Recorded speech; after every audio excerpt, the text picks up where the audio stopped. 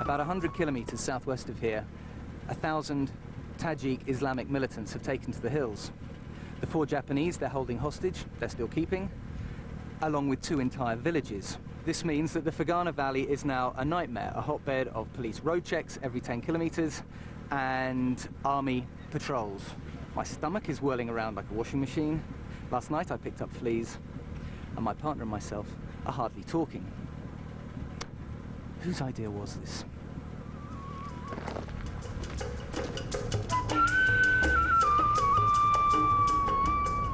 Okay, so here's the story.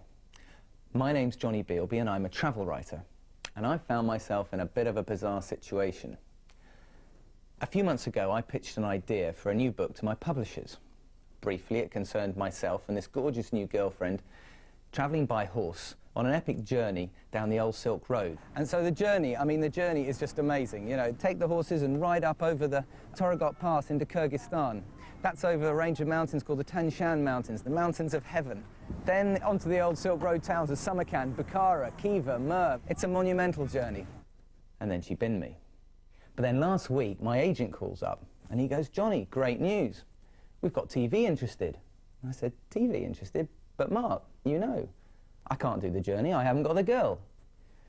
But Mark, being an agent, said, "Well, never mind, Jonny, you'll just have to find another." Personal ad. Quixotic travel writer seeks happy adventurous for horseback journey through Central Asia. Real life, culture, travel. Okay, here we are, travel. There. Personal adventure. Quixotic travel writer seeks happy adventurous for horseback journey across Central Asia. Hi there. Hi there. Hello, is this number? Yep, this is it. Can I just tie my bike up? Yep. Hello. Hi, Hello. Jonny. Yes, I'm Jonny. Nice to meet you. Come on in. Hi. Go fast. Thank you. You speak Mandarin, yeah? Yes, I'm a marine biologist. Yeah, right. So, do you know that Kashgar is further from the sea than anywhere else on Earth?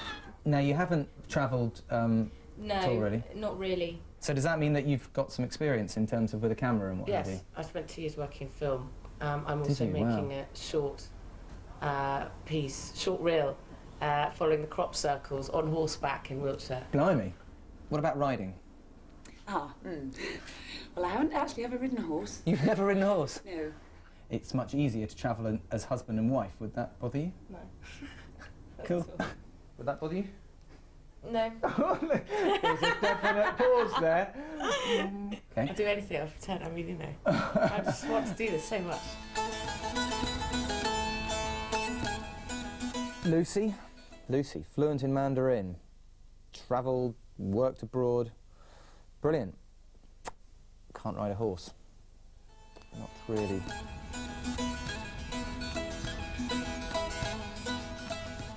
Just not quite the chemistry. Claire, what a riot.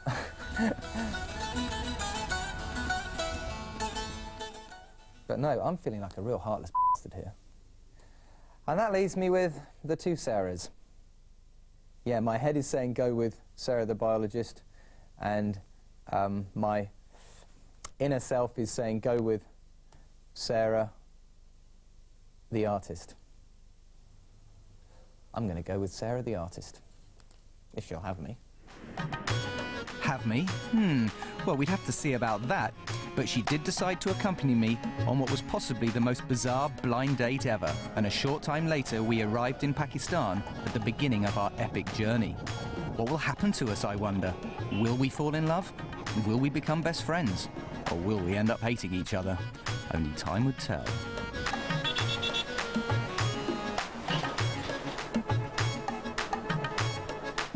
We are making our way north towards the ancient Chinese Silk Road city of Kashgar, where we hope to buy 2 horses and ride over the infamous Toragot Pass and into Kyrgyzstan.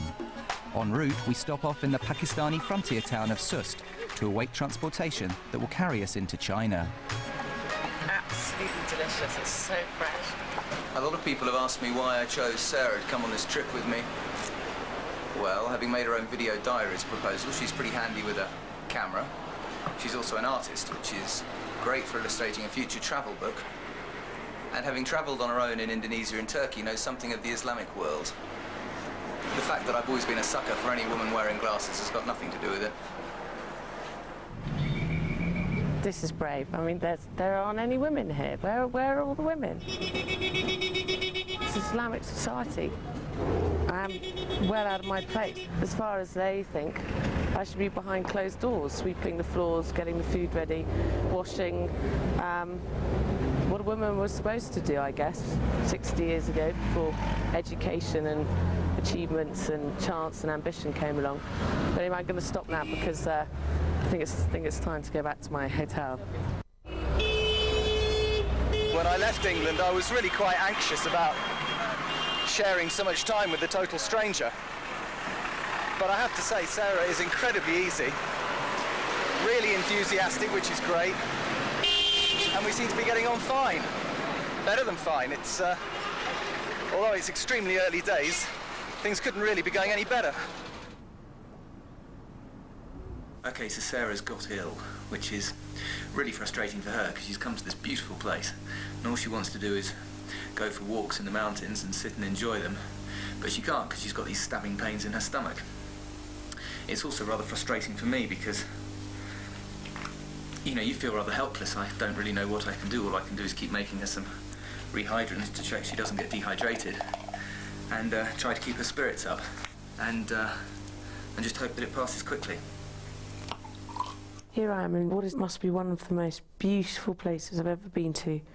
And what have I got? Diarrhea. 5 days I've lasted from Islamabad to now, and it feels like someone's poking a red hot poker into my stomach and twisting my gut at the same time. Jonny's been amazing. He's been mixing me these revolting rehydration drinks. I'm not allowed to drink anything, eat anything, and you know, I want to be running, I want to be jumping from rock to rock and doing this great 2.5-hour climb up the side to one of the glaciers. And I'm stuck here in bed, running to the loo every 15 minutes.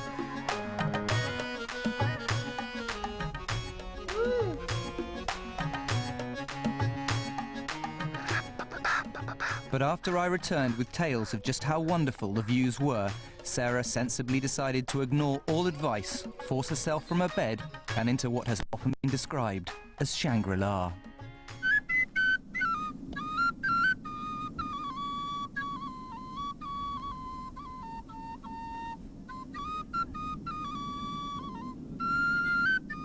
Nothing could have stopped me getting up here. This is the most beautiful panorama I've ever seen. It's been a 5-day journey build up to this, and it was definitely worth waiting for. I'm just sorry I'm not in the best form to appreciate it. Just so thrilled by this. And then we head for China, so the adventure hasn't even begun yet, and already I'm overwhelmed by this landscape. Anyway, who knows what's in store for us.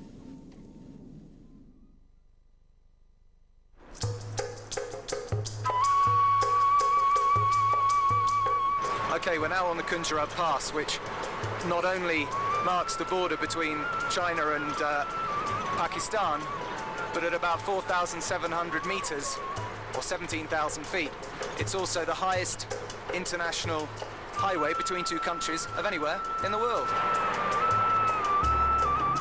Highway? That's something of a misnomer. Due to recent flooding, the road in places has been totally washed away. But we finally make it to the fabled Chinese city of Kashgar. This is where Sarah and I hope to buy 2 horses and truly begin our epic 2,000-mile journey along the old Silk Road to the Caspian Sea.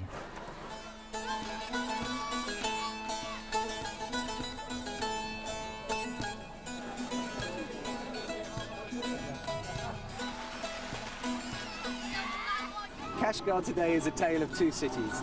On the one hand, we have the new town, as you can see, dominated by communist China, and the Han Chinese that have migrated to the region to rule Xinjiang, the new province. This is a town that's full of wide avenues, big parks, huge communist-style buildings, a thriving Chinese city. And then, of course, there's the old town. This is the Kashgar of the Silk Road times. This is where, for me, as a travel writer, it all really comes alive. Everywhere you look, there's something amazing that captures your attention. What I'm finding really extraordinary is how walking around here in the middle of, well, Central Asia, but basically in China, and it's like walking down a part of Istanbul or something. I mean, I really hadn't realised. When everyone told me these are Turkic people, wow, somebody in a Man United shirt. Here, after Pakistan, is unbelievable. We've got girls in makeup and short skirts and tight t-shirts, Spice Girl platform sandals. There are Islamic faithful here with their heads completely shrouded, but otherwise this is just a definite liberation when it comes to dress. So it's quite nice for me to be out in the open and not feel inhibited and self-conscious. It's wonderful.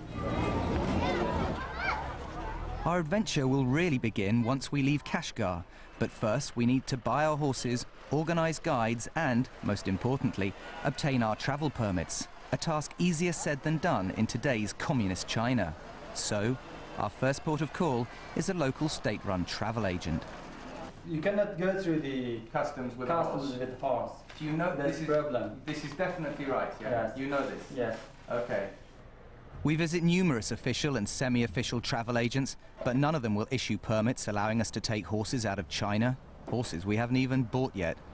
And as the hassles increase, so the strain on our relationship begins to tell. I just can't wait for the next part of the journey to start, 'cause this is just taking the wind out of my sails.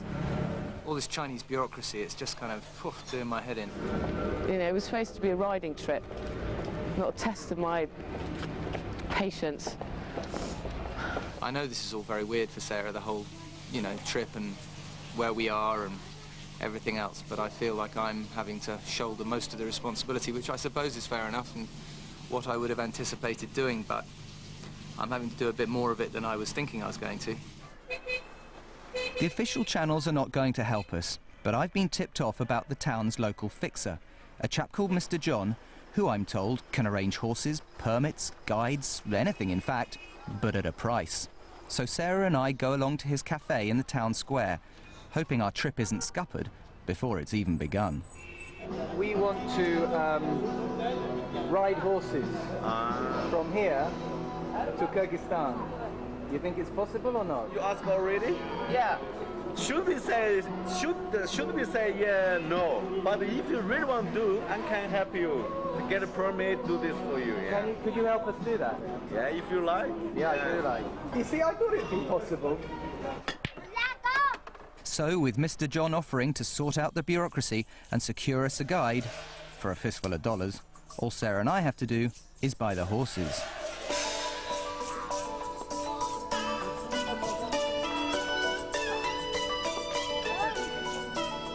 The Shamba Bazaar, the Kashgar Sunday market.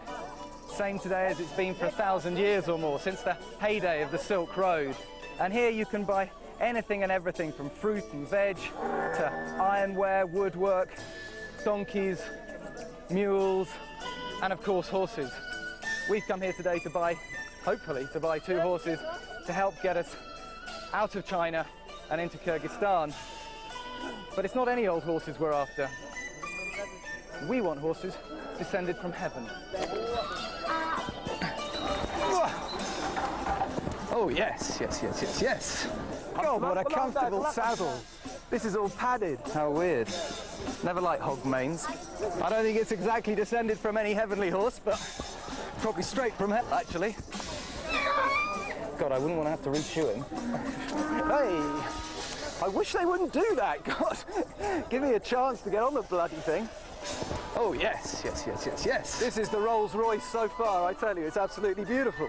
It's about $600, which is out of my price range.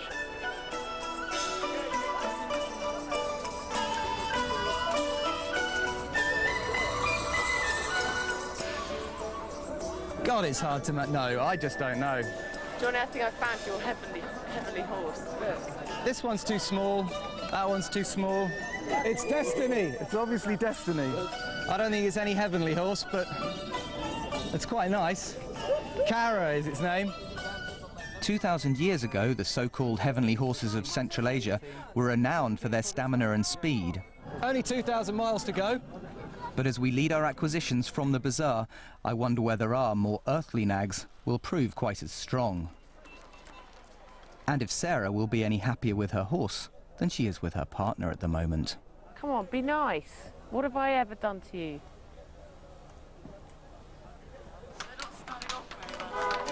Early the next morning, we finally leave Kashgar, along with our horseman Abdul Karim, and head for the border.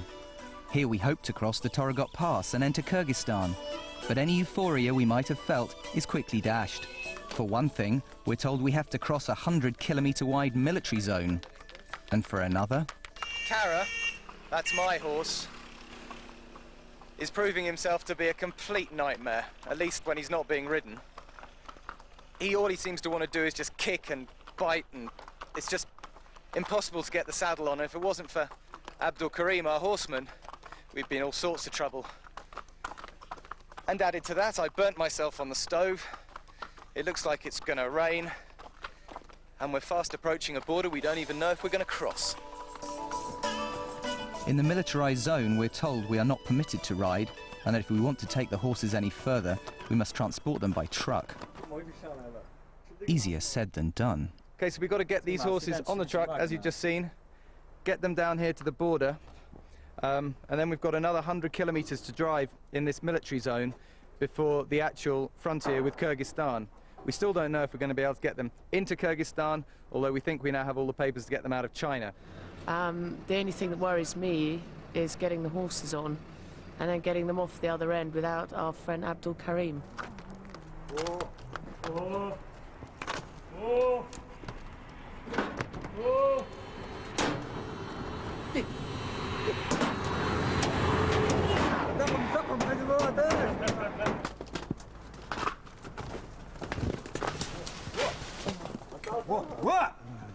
I can't bear to watch.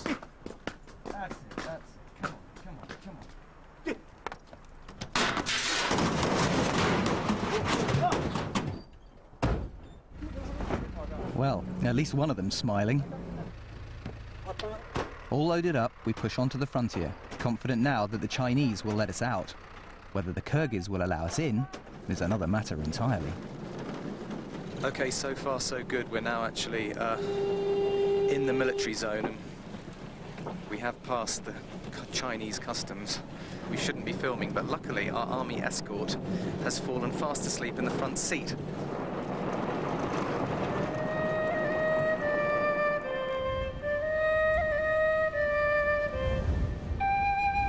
We're here at the Kyrgyz border. It's like a scene from a James Bond film. I've never seen anything quite like it, and it's quite scary. It's very exciting in a funny way. It's quite frightening as well, because we've got the horses this far, but we still don't know whether we're going to be able to take them through or not. Okay, well here we are on top of the Toragot Pass. Through that arch is Kyrgyzstan. Here is China. We're going to be the first Westerners to have crossed this path by horse through this arch for a very long time. If you can hear that above this howling wind. Let's go.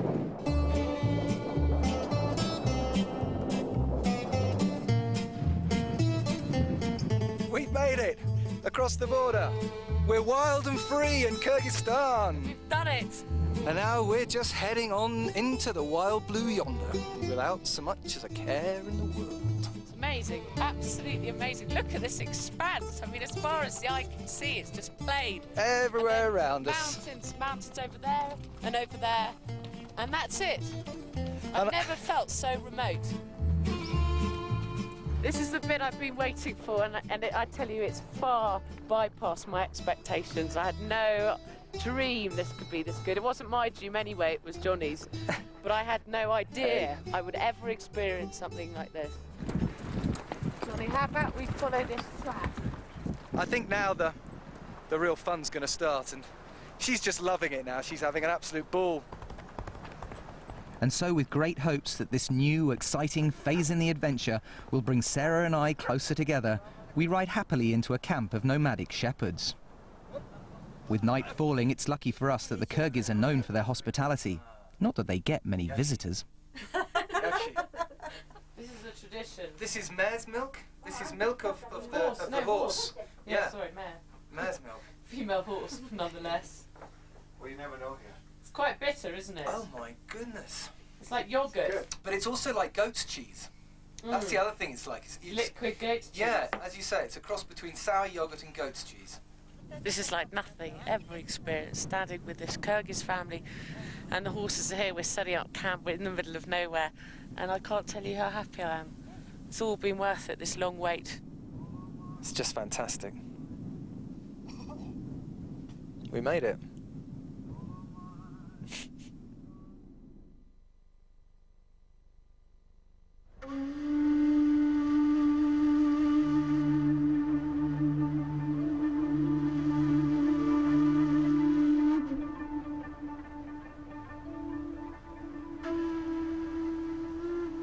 Well, we survived the first night. Whether we're going to survive the first day or not is another matter. The horses are playing up again. Kara's going pretty mad. So we've got to ride about 5 or 6 hours today and then get to a place called Tashrabat where hopefully Anal Bek, one of the horsemen here, will try and swap Kara for a horse that is slightly easier to handle. I can't believe the difference in climate up here. I mean, on the other side of the pass, we were hot, but here it's really cold. This hopefully will be my last ride on this mangy brute. I really wanted to conquer him. I really wanted to kind of, you know, get him on my side and prove him a goodbye. But sadly, I think I'm going to have to admit defeat. We've been joined this morning by Mumbiet on a massive fat horse, and a guide from the yurt back there who's going to show us the way through the mountains.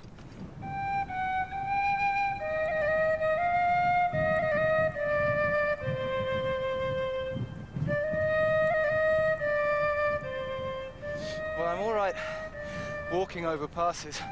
There's no way Kara was going to go over being ridden. But the one thing I just have to go really slowly. Otherwise, at this altitude,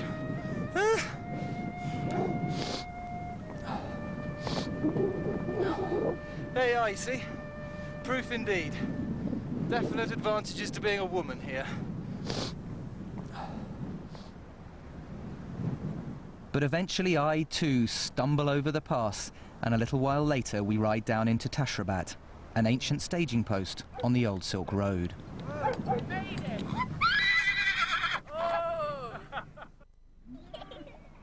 Today, Tashrabat is home to a small nomadic group of horse traders whose roots date back generations to when merchants rode the old Silk Road. This is perfect for someone like me who needs to trade in my old nag for an upgraded model. How much? Can you ask Ato how much he wants for this horse? In exchange for Kara, for my horse, which is just over there. 100. $100. That's a good deal. Very good. I hope he doesn't really understand that, but that is a really good deal. I hope he doesn't know the horse. Thank you, thank you, thank you. We're invited to stay the night, which we gladly accept. These yurts, the traditional home to the nomads of Central Asia, are 5-star luxury compared to our tents.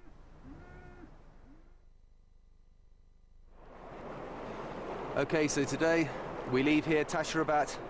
In a few hours' time, the sun's just coming up, got to pack up, leave here, and head out on the road to Osh.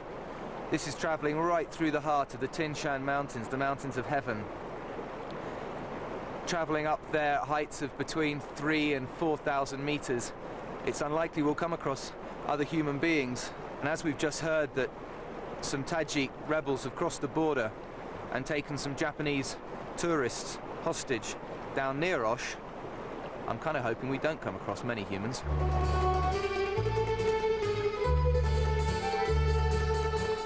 On the road with a new nag. Das Svedanya. Das Svedanya.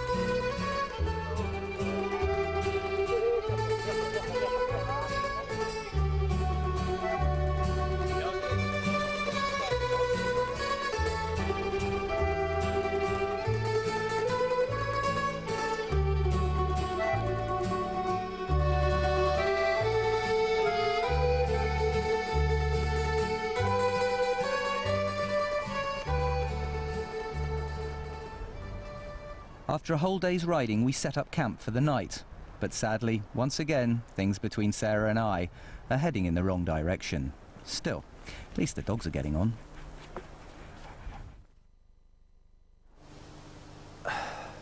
I'm not altogether very happy. You know, the journey's fine and everything, but I don't know, Sarah and I just don't seem to really be hitting it off. I mean, it's not as if we're having a bad time together, it's just everything seems to be on such a kind of practical level. I mean, when I left England, I suppose, being honest, I kind of thought, well, chances of romance pretty slim, but I had thought we'd become good friends, but we don't even seem to be doing that at the moment. I mean, she won't come near the tent that I sleep in. She'd rather sleep with Annabek and Mumbiet. I don't know why that is. I don't know whether I've done something to offend her or...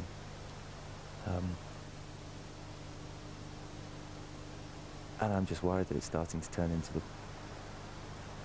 that nightmare scenario of two people stuck on a big journey and not really getting on. But the journey must go on, however good or bad the state of our relationship. We still have many miles to go.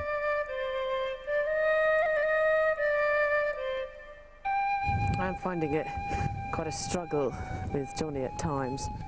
There are times when we're camping, getting up in the morning, you know, requires a lot of effort, and you have to be really full of beans and full of energy, just as when you arrive at the camp to get warm, to stay warm. You know, you've got to run about, get the wood, get the kettle on, and Mumbiet and Annabek and I do this to our best. And I find Jonny just sort of hangs around like a big black shadow, not really contributing much. As we ride on through the mountains of heaven, we stumble upon a camp and a group of armed men. They seem friendly enough. These guys are hunters. Hunter. Yeah? Da? Uh-huh. Yeah? Marmot. For the skin. Ah. Like this one here. We don't think it is marmot, do we? Well, no, but it's something like that. Once again, we are given food and alcohol. Every time we're offered this hospitality, which is fantastic, you know, and you can't give money for it, we try and give something back, like a part exchange. So we're giving them some coffee and biscuits and stuff, and they're giving us some of their alcohol, and we'll find out now what it's like. Okay, go on. I think it's pure mess. What does it smell of? It smells of what I clean my oil paints in.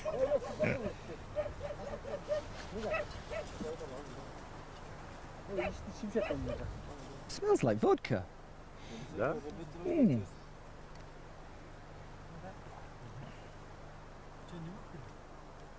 Well, it's like a homemade vodka. Is it vodka? Oh,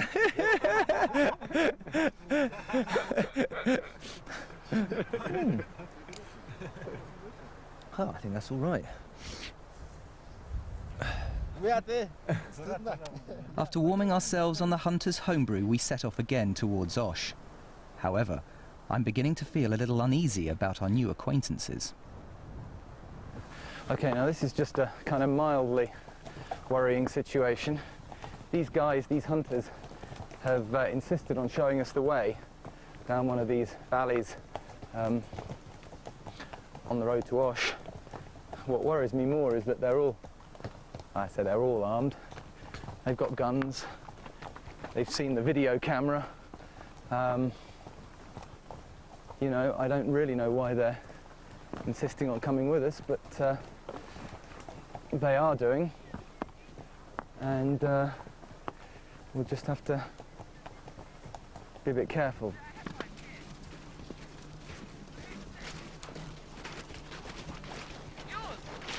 5 hours later, the hunters have decided to set up camp with us. Although our guides seem to have the situation under control, I still feel I should share my concerns with Sarah. These guys, you know... With guns? Yeah, they are armed and they are, you know, taking us on our way, whether we like it or not. However, Mumbiet's just told me that Annabek came down to this camp and told them that they're both Kyrgyz military, and they are... Who? Anabek and Mambiet? Yeah, and Oh my because it's only God. over this pass that that these Japanese are being held hostage in Badkent. So, Oh, that makes me feel wonderful. Thank you, Johnny. well, I thought I'd better share it with you. Oh, well, thank you. That's a really touching. No, but it's all right. It's all right. I just knew she liked me. As it turned out, it was all right. Our armed assassins were indeed nothing more than the helpful hunters they professed to be, and after a fine, safe and rather drunken night, they guided us towards the next pass and sent us on our way. Funny thing is, we're supposed to be following the old Silk Road. I can't really imagine them bringing caravans full of silk over this bloody pass. I think somehow we took a wrong turning. Jesus. Oh. Whee! Joe! Joe! Joe! Joe! Well, that was absolutely exhausting. You can see the pass up behind me, and it wasn't the steepness or even the height. It was the shale. God, it's a nightmare. Unfortunately, the pass is not the only nightmare. My recent spectacular bad luck with women seems to be continuing, with our bizarre blind date crashing still further. Much of the time, we now seem to be travelling on journeys of our own. This is going to sound awful, but this is the first time I've come into a house, or stopped, as we do about 3 times a day, for hummus and cream and bread, and just me and Anabek, without Johnny, and I just find his presence very, very intense. It's kind of like stressed. I can't relax, and it's really nice being with this family and Anabek, and not being able to join in, but not having the compulsion to have to talk to him either. Oh well, at least I haven't fallen out with my new horse. And a little while later we ride down out of the mountains of heaven and back into civilization. So the Fergana Valley, at last. And out there, somewhere in the haze, lies Osh, which not only represents the gateway to Uzbekistan, Tajikistan, Turkmenistan, and the fabled Silk Road towns of Samarkand, Bukhara, Khiva and Merv, but it also represents the place where we'll get our first shower for about 4 weeks. But as we arrive in town, we're informed that the Uzbek authorities are very unlikely to let us cross the border with horses. And with time now against us, this leaves us only one option. We're going to try and sell our 2 horses, that's to say, but I've asked Mambiet to go in and try and sell them for us to get something approaching a reasonable price. Trouble is, of course, is that we have to sell them. We have to be across the border tomorrow into Uzbekistan. Our visas run out tomorrow, and get on our way.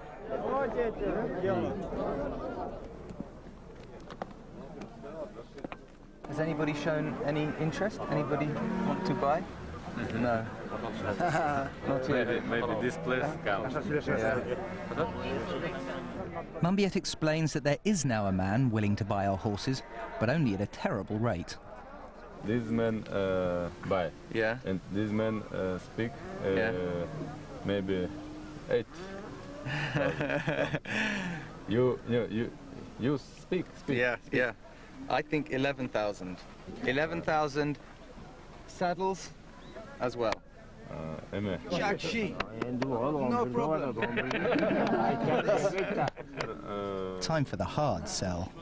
This man 10,000. 10,000. 10,000. 9,000. It's a complete rip-off.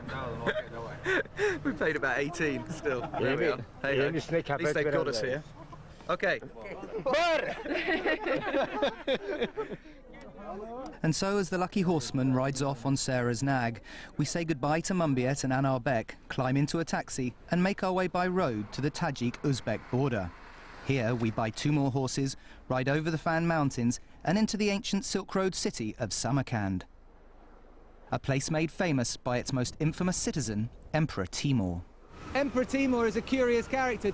On the one hand, historians love to write him up as this totally despotic hero, but on the other hand, from these conquered domains, he brought in artisans and craftsmen from all over to build Samarkand in the most lavish and beautiful way he could imagine.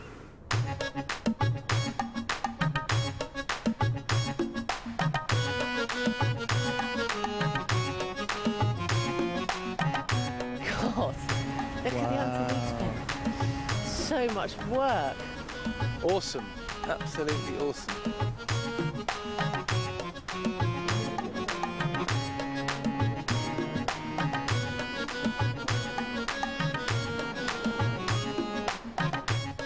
After a day taking in the sights of this extraordinary city, like most lucky tourists in Samarkand, we're asked to attend a circumcision.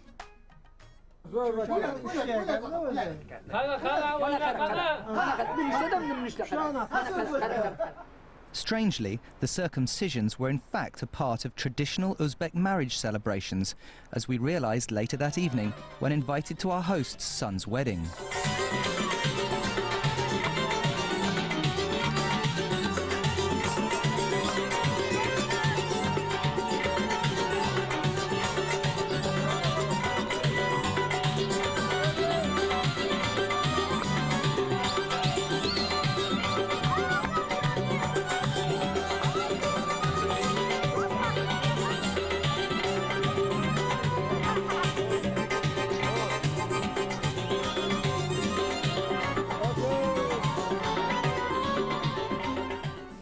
These songs, they go on for about 15 minutes each, don't they? Anyway, it seems rather bizarre that you get all these people together in this social situation and then play music so loud that they can't talk. Oh, cheer up, Jonny, and go and get some vodka.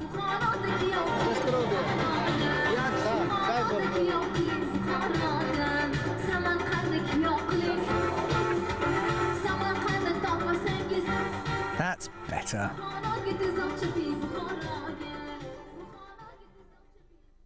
Jesus.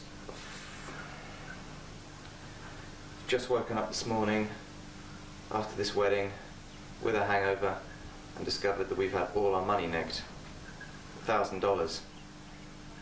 But our room was locked, apart from on 2 occasions when they came in to get a bench, and they came in, this guy stumbled in this morning at what, 2, 4? 4 o'clock, there was a guy in our room at 4 o'clock this morning, and I kind of woke up and said, "What are you doing?" And he said he was getting some coats, and then got some coats and left.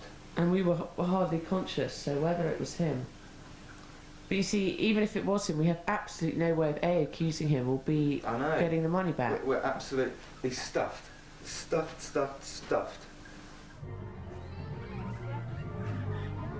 I'm finding it very hard to have enough sort of strength and inspiration left for the rest of this trip. Is it just these last few days that have been? Yeah, they've just, just slowly built up. And at the time, you kind of go, right, let's deal with this problem. What's the best way out? And then it catches up with you. Yeah, well, we have had a pretty bad 3 days, to say the least. Without this money, there's no way we can continue. The destiny of our journey hangs precariously on the Uzbek banking system and my credit cards, both notoriously unreliable. What did they say? Got $1,000. You got $1,000? Yeah, got $1,000 more dollars. Oh, fantastic. Yeah, I don't know what happened last time anyway, so I've got $1,000 on credit card. Oh, wonderful. So at least we can continue. And so, with money in our pockets, once again we follow the old Silk Road towards Bukhara. And what's more, the trials and tribulations of the journey finally seem to be helping Sarah and I to form an affable bond. No, not as lovers, but at least as friends, which is some relief, I can tell you. Bukhara, another fabled city from the heady days of the old Silk Road. A place that became so rich from trade that at one time it boasted 365 mosques, one for every day of the year.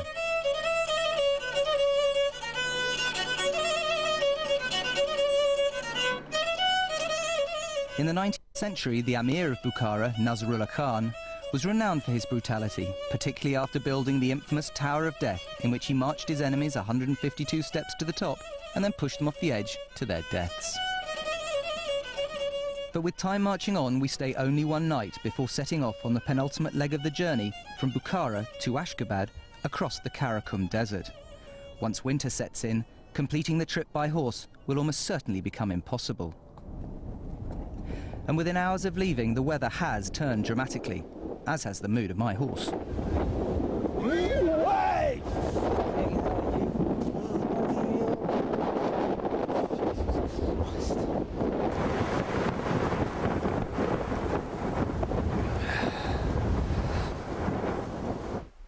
By the end of the day, we are desperate for any sort of shelter, and we're lucky to find it in a dilapidated hut, home to a gang of road workers. Before this trip, I'd have looked at somewhere like this and thought, God, I wouldn't sleep there, I wouldn't stay there if I was paid. It's full of funny-looking guys. It's run down, it's ramshackle, it's derelict. But when you're on the road and you have nowhere to stay and you're in the desert in the middle of nowhere and there's a gale howling round the building and you're really on your last legs and you don't think you can carry on for any longer, this sort of place is heaven sent. It's not about choice anymore, it's about survival. I can't believe it, but it's actually snowed in the night.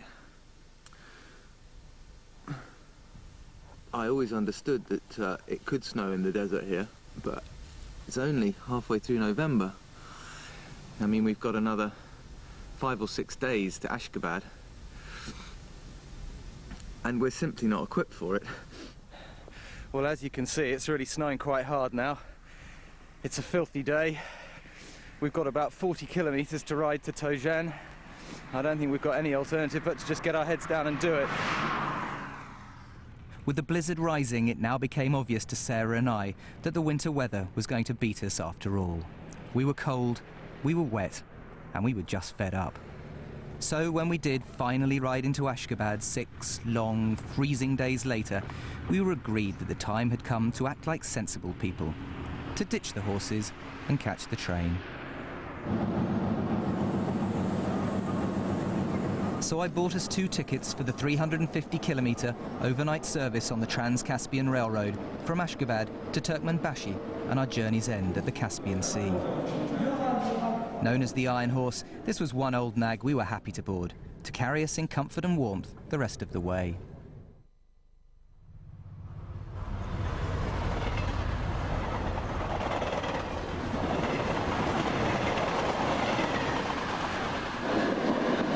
It's amazing to have woken up today in the desert. Last leg of the journey. My heart is brimming over with excitement that in 3 days' time I will be on that aeroplane home. Over there, we can now see the Caspian Sea, the shores of it anyway. Just a thin blue line running along the horizon. It's a bittersweet feeling. It's a great buzz in that we've made it here and, you know, that's all fantastic. But also it represents the end of the whole thing. And therefore that's kind of a bit sad, really. And so, after 4 long months, 2,500 kilometres, 6 countries and a whole heap of hassle, our journey had finally come to an end, and we'd made it to the Caspian Sea. No, we hadn't ridden all of the way, but we had ridden most of the way, and that was good enough for me. Now then, It's really not that warm. it's pretty chilly, I know, I'm quite disappointed. but the sun is out. Do you realise I cannot believe this is it? We've got champagne. Whee, fizz in it. Wonderful, I thought it was wine. Still got Oh, our it's old red. camping cup.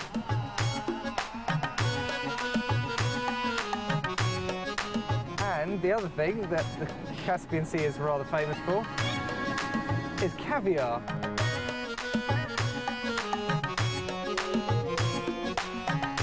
Cheers. Cheers. Here's to the Caspian Sea and the end of a long journey. And as regards love, no, I didn't find that with Sarah, or even one of my mangy steeds. But on a journey as demanding as ours, I guess that's no surprise. In the end, I was simply happy that we'd managed to put our differences aside and muddle on through together to the end of our strange blind date. After all, there'll always be another journey. Quixotic travel writer seeks happy adventurous for kayaking trip up the Limpopo. Now there's a thought.